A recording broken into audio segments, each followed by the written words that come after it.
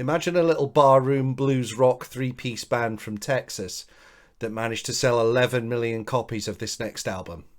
Let's get into it.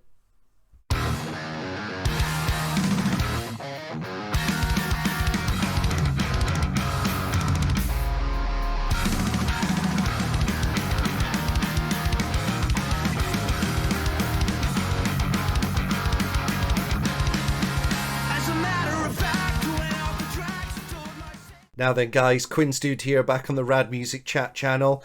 Thank you so much for joining. Hope you're all really well. As I always say, please hit the subscribe button if you're new here. There will definitely be something coming at some point that you will be interested in. And if you enjoy this video, just down below there is the thumbs up button. If you could hit that as well. And of course, any comments that you want to put in during or after this video, very welcome as well. So, as mentioned in the intro, this album has sold 11 million copies to date. It is this band's highest selling album. It was released on the 23rd of March 1983. They actually are a band that have 2 albums in the 1001 Albums You Must Hear Before You Die book. And this is the later of the 2. We will obviously one day do the earlier one. This is ZZ Top's Eliminator. Genres attached to Eliminator, hard rock and blues rock. 4 singles released from this album, and I would defy pretty much anyone to have not heard at least 2 to 3 out of the 4. So there's Gimme All Your Lovin', Sharp Dressed Man, TV Dinners and Legs. Eliminator has a bit of a strange place in the ZZ Top story. Around the start of the 80s, band leader, guitar player and singer Billy Gibbons had gotten very interested in a lot of the British electronic acts, new wave and synthwave, bands such as early Depeche Mode, Orchestral Maneuvers in the Dark, or OMD as you'll more commonly hear them called. And had really become interested in their use of synthetic sounds and drum machines, etc., and really wanted to utilize those kind of vibes and sounds on this album. Now, this is interesting because this is ZZ Top's 8th album. Now, before that, they were very much an organic hard rock, bluesy rock band.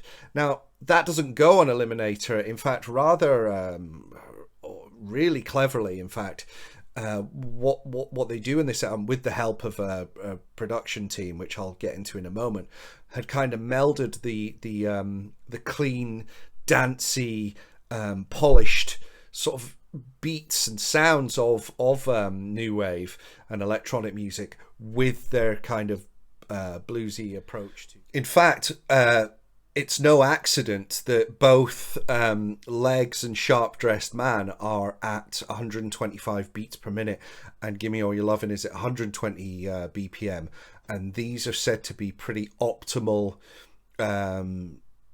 dance floor tempos. If you check the credits on Eliminator, they're sort of overseeing the whole project, and the executive producer was who'd been always with ZZ Top, and that was Bill Ham.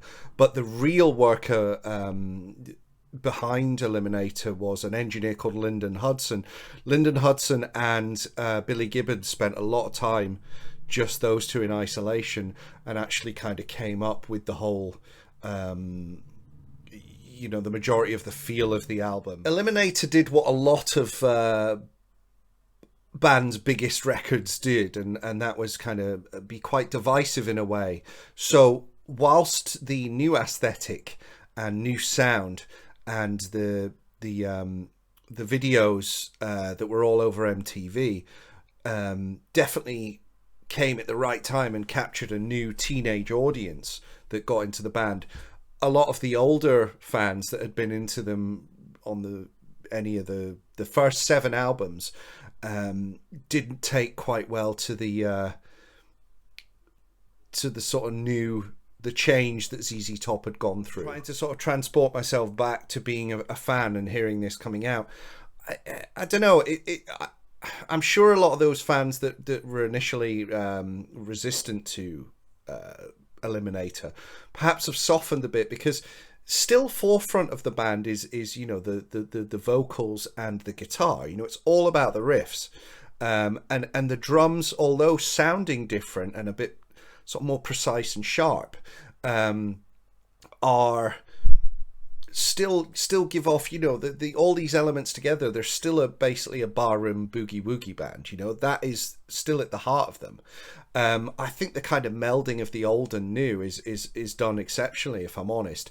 There is a couple of tracks on here that kind of are a lot more similar to what the band had done previously, but still sounding, you know, been kicked in more into you know, up to date. The likes of If Only I Could Flag Her Down is a really danceable, funky track. I Need You Tonight, which is just gloriously slow and smoky and sleazy. And also the lyrical playfulness and downright obsession with females and sex basically is still there as well. You know, it's not like they changed the whole essence of the band. There is also a single outing for bass player Dusty Hill to take lead vocals on this, on I Got the Six, which is probably my favorite track, and lyrically is hilarious. Let's just say, I got the six, gimme your nine, kind of lets you know the theme of this song. And also, I guess I'll have to spank my monkey. That is a line in this song. Superb. Sharp Dressed Man is, I mean, if you literally are only going to listen to one song off this album, then I would go with Sharp Dressed Man. It is, I mean, I don't know why you would want to do that. It's a great album, but Sharp Dressed Man is really slick, really uses all that new production values, has little processed vocal flourishes that are sort of panned hard left and right. The guitars, I mean, this song on headphones is a treat, and there's not that many lyrics in it. It's literally just one big long sort of guitar solo, and all the better for it, because Billy Gibbons is such a tasteful and underrated guitar player. So there we go. Eliminator, 11 songs, 45.5 minutes of just great fun. It's a really good, it's a road trip album, really good for road trips. Yeah, I would definitely be interested to see if there's anyone that kind of likes ZZ Top pre-Eliminator, and obviously they kind of kept this approach and even amped it further up to varying degrees of success on later albums. The other album that I'll be looking at from the 1001 Albums You Must Do Before You Die book is one of the ones pre-Eliminator. So anyway, let me know what you think in the comments as always, guys. Yeah, that's it for this one. Stay rad.